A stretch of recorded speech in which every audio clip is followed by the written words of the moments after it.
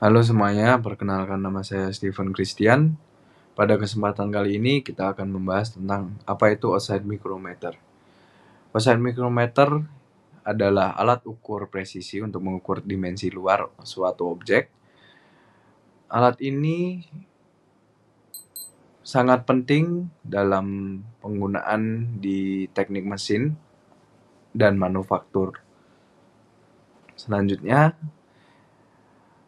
apa saja sih jenis-jenis outside micrometer? Yang pertama ada digital outside micrometer. Alat ukur yang satu ini menampilkan hasil pengukuran secara digital. Jadi kita dapat membaca hasil pengukuran dengan mudah dan mengurangi kesalahan pembacaan. Lalu yang kedua ada vernier outside micrometer. Alat ukur ini menggunakan skala vernier untuk pembacaan yang lebih presisi. Tetapi kita memerlukan juga ketelitian dalam pembacaan agar tidak salah dalam menentukan hasil pengukuran. Lalu selanjutnya ada bagian-bagian outside micrometer. Yang pertama ada anvil atau bisa disebut juga dengan poros tetap.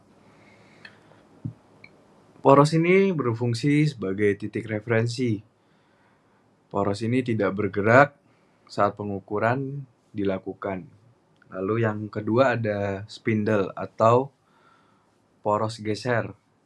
Bergerak untuk menyesuaikan dengan objek yang diukur, dapat diatur dengan memutar timbel. Selanjutnya ada frame U. Kerangka berbentuk U yang kuat, terbuat dari besi atau baja untuk stabilitas. Lalu selanjutnya ada pengunci atau lock nut. Berfungsi mengunci posisi poros geser setelah pengukuran. Jadi mencegah pergeseran yang tidak diinginkan setelah pengukuran dilakukan. Selanjutnya ada skala utama atau sleeve. Skala utama ini terletak pada bagian luar sleeve. Skala utama menggunakan satuan milimeter sebagai acuan awal pengukuran. Selanjutnya ada skala nonius atau vernier. Skala nonius ini berada di bagian timbal. Memiliki pembagian lebih kecil untuk hasil yang lebih presisi. Selanjutnya ada pemutar atau timbal. Dapat digunakan untuk menggerakkan poros geser. Membantu menyesuaikan jarak antara rahang pengukur. Yang selanjutnya ada ratchet.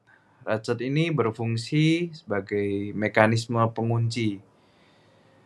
Saat diputar searah jarum jam, ratchet akan memberikan tekanan konsisten pada benda yang diukur.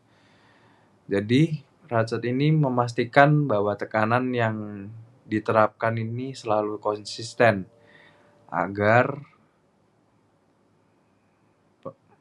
mencegah rusaknya alat ukur atau benda kerja yang diukur. Lalu ada penggunaan ratchet. Ratchet dapat digunakan dengan cara memutar searah jarum jam. Ratchet akan menghasilkan bunyi tik sebanyak 3 kali untuk menghasilkan pengukuran yang maksimal. Lalu, bagaimana sih cara penggunaan outside micrometer? Yang pertama, kita dapat memposisikan benda kerja dengan cara menempelkan anvil atau poros tetap ke benda kerja yang akan diukur. Pastikan posisinya tepat dan stabil. Lalu langkah kedua ada atur spindle. Kita dapat memutar timbel hingga spindle menyentuh benda kerja. Lakukan dengan hati-hati dan perlahan, dan juga jangan sampai terlalu kencang agar menghasilkan pengukuran yang tepat. Langkah yang ketiga ada penggunaan racet. Jadi di slide sebelumnya kita juga sudah membahas cara penggunaan racet. Jadi kita memutar racet searah jarum jam hingga terdengar bunyi tik sebanyak 3 kali. Selanjutnya adalah pembacaan hasil. Kita dapat membaca hasil pengukuran dengan teliti. Perhatikan skala utama dan skala nonius yang dihasilkan. Lalu bagaimana sih cara pembacaan offset micrometer yang baik dan benar? Yang pertama, kita dapat melihat skala utama yang ada pada bagian sleeve. Skala utama ini menunjukkan nilai dalam satuan milimeter. Jadi kita bisa lihat dalam contoh soal yang ada di atas, kita dapat melihat bahwa nilai yang dihasilkan pada skala utama sebesar 3,5. Lalu skala nonius yang ada pada bagian timbel, kita perlu memperhatikan skala nonius ini untuk pembacaan yang lebih presisi. Skala nonius ini biasanya memiliki kepresisian sebesar 0,01 mm. Dilihat di gambar di atas bahwa skala nonius menunjukkan angka sebesar 12, yang dimana kita dapat mengalihkan hasil skala nonius tadi dikalikan dengan 0,01. Jadi kita dapat menemukan skala nonius sebesar 0,12. Lalu kita dapat menghitung hasil pengukuran kita dengan cara skala utama ditambahkan skala nonius. Skala utama tadi kita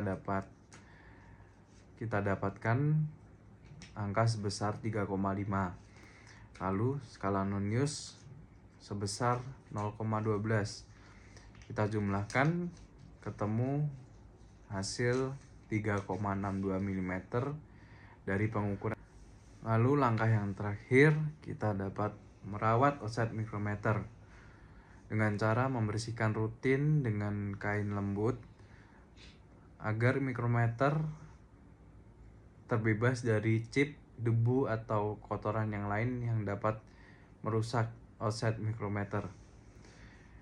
Lalu selanjutnya kita dapat melakukan penyimpanan offset micrometer dengan tepat dengan cara memasukkan kotak khusus atau kotak yang telah tersedia dari pabrikan.